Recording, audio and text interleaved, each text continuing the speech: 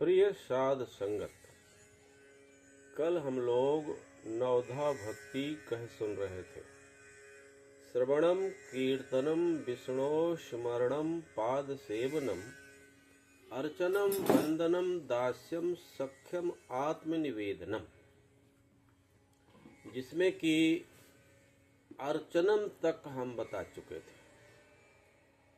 उसे संक्षेप में आज भी कह देते हैं।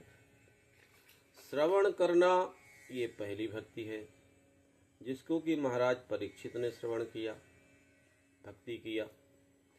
दूसरी भक्ति है कीर्तन करना, जिसमें कि महाराज सुखदेव जी का नाम आता है। तीसरी है विष्णु स्मरणम, जिसमें श्री प्रहलाद जी का नाम आता है। पाद सेवनम में भगवती लक्ष्मी जी का नाम आता है। श्रवणम कीर्तनम विष्णु स्मरणम पाद सेवनम अर्चनम, अर्चन भक्ति में नाम आता है पृथु महाराज का। अनेकों प्रकार से अर्चन करना, श्रद्धा से अर्चन करना, विश्वास से अर्चन करना, पूजन करना। वंदनम, भगवान की प्रार्थना करना, वंदना करना, भाव पूर्वक वंदना करना, प्रार्थना करना, स्तुतियों से भगवान को रिझाना। इसमें नाम आता है उद्धव जी का वंदनम में, अक्रूर जी का, ऐसे भक्तों का नाम लिया जाता है। और भी बहुत सारे भक्त हैं, पर पद्म पुराण में इनका नाम लिया गया। दास्यम में श्री सुग्रीव जी का नाम आता है। हनुमान जी तो बहुत ही अंतरंग सेवक हैं, दास्य हैं श्री राम जी के, पर सुग्रीव जी का नाम लिया गया।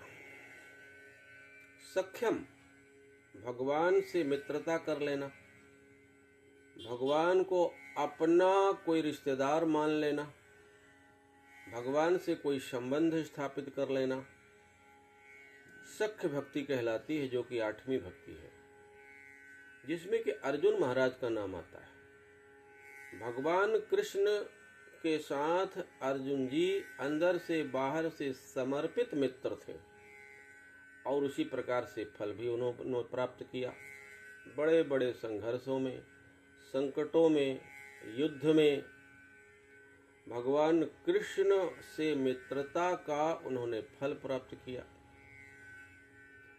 और जो 9वीं भक्ति है वह है आत्मनिवेदनम, यानी सब कुछ भगवान को सौंप देना, आत्मनिवेदन कर देना, जिसमें कि महाराज राजा बलि का नाम आता है। राजा बलि से भगवान ने 3 पग में सब कुछ ले लिया था, सब कुछ उनको भी।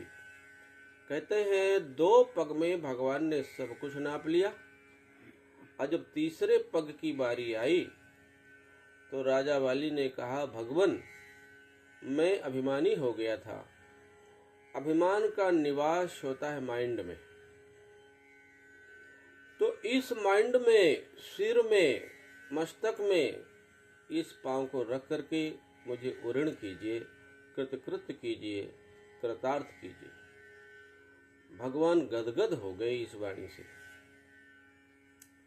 हर किसी को ये बोध हो जाना चाहिए कि जो कुछ भी दिया हुआ है भगवान का ही दिया हुआ है, भगवान ने ही सब कुछ दे रखा है। जैसे कि माता पिता अपने बालक को कुछ दें और बालक उसमें से माता पिता को ही सेवा करे, उनका जन्मदिन मनाए, उनका विवाह दिन मनाए, जो भी है उसी देन से, ऐसे भगवान ने दिया, और उसी भगवान के पुरस्कार से भगवान की ही पूजा करनी है।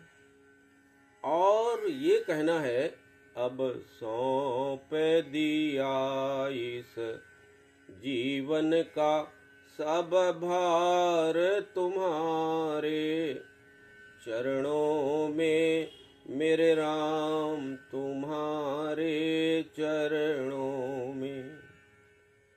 चाहे कांटों में मुझे मुझे चलना हो, चाहे अग्नि में मुझे जलना हो, चाहे छोड़ के देश निकलना हो, रहे ध्यान तुम्हारे चरणों में, मेरे राम तुम्हारे चरणों में। अब सौंप दिया इस जीवन का और जो भी मन मस्तिष्क में घुसा है, बैठा है, वो सब भगवान को सौंप दिया और हम खाली हो गए।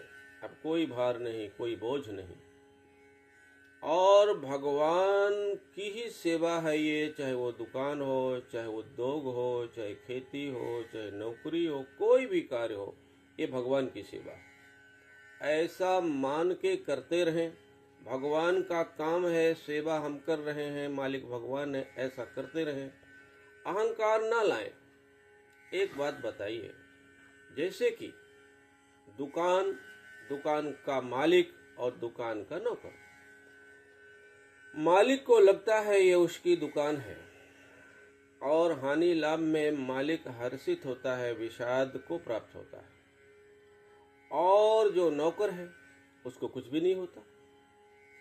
ठीक इसी प्रकार से भगवान का काम हम कर रहे हैं, भगवान की खेती कर रहे हैं, भगवान का व्यापार कर रहे हैं और भगवान के लिए ही नौकरी कर रहे हैं, क्योंकि ये शरीर, ये मन, ये मस्तिष्क, ये बुद्धि सब कुछ भगवान की ही दी हुई है। भगवान के लिए कर रहे हैं, अपने लिए कुछ भी नहीं कर रहे हैं। कहते हैं अपने लिए रसोई भी नहीं बनाना, तो भूख लगी हो तो क्या करे, और कोई नहीं है सामने, फिर क्या करे।